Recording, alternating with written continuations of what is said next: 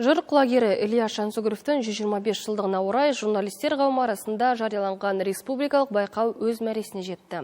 Жансүгіровті журналистер арасында насихаттайтын айтулы бәйгенің өтуіне облыс әкімдігі мен Ақсу ауданының арқалы азаматтары мұрындық болған. Ендеше байқауда кімдердің бағы жанып аты озды. Тақырыпты тілшіміз толықтырады.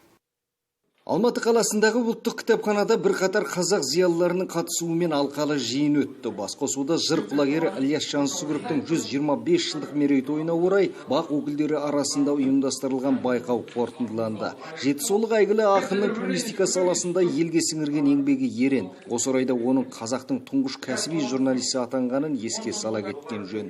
Өз дәуірінде Жансүгіров газет журналдарға 40 шақты бүркеншік атпен бір кітапқа жүк боларлық зерттеу мақалаларын жария Десе де сол жанкешті еңбектері әлі күнге толықтай зерттеліп зерделенген жоқ. Сондықтан ақынның ақпарат айдынындағы ілкімді дүниелерін ғылыми айналымға енгізуге сеп болсын деп аталмыш бәйгені жарияладық дейді шара ұйымдастырушылары. Ильястың 25 жылдығына байланысты журналистердің ортасында өткізілген бәйге бұл менің ойымша ең алдыменен Ильястың ақындығын, азаматтығын білетін елге енді Ильястың журналистикадағы жасаған еңбегін таныстырудың алғашқы баспалдақтары деп қабылдаса дұрыс болады ғой. Өйткені Ильястың жазғандарын журналист ретіндегі қалам тербегенін қазір біздің қазақ түгел біледі деп ойламаймын. Өйткені Ильяс әлі бұл саладағы үлкен ашылмаған тың, үлкен публицист.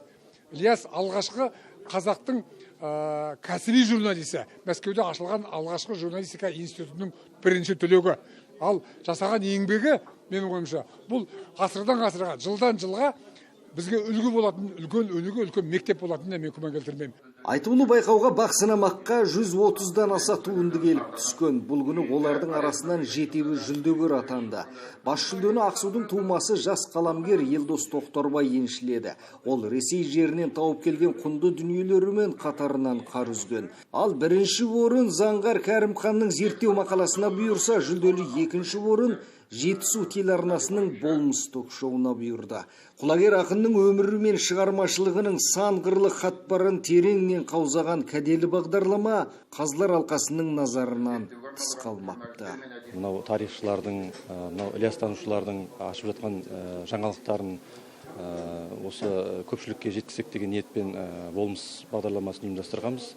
Сол енді аз да болса қосқан үлесімізді елеп ескеріп бүгін бір марапаттап жатқан өте қуаныштымыз. Бұл әрине біздің тек қана менің емес, артында үлкен ұжым бар. Сол ұжымымыздың еңбегімізді бағалап жатқанына көп алғыс білдіреміз. Ұлыны ұлықтаған алқалы бас қосуға қазақтың үш бәйтерегінің де ұрпақтары келді. Жиын соңында ұйымдастырушылар Ильястың немересі Саят Жансүгіровтің арқасына шапан жауып, асылдың сынығын ардақтады. Әрі Қостанай өңірінен келген құрметті қонақ құлагер поэмасын домбырамен жатқа жырлайтын Нағашыбай Алпысовқа да сый-сияпат жасады. Сөйтіп жүйрік тілмен қиялға қанат бітіріп, сезімнен сен қозғайтын, ұлт болмысын уызына ұйытып, ұрпақтың уысына ұсынып беретін Жетісудың жыр перісін зерттеу әлі де қарқын ала түсуі керек екенін жеткізді сөз алғандар. Рух серпілтер кезекті бас қосуда бір туар тұлғаға арнап ақындар жыр оқыды, жан тебірентер әсем әуендер де шырқалды.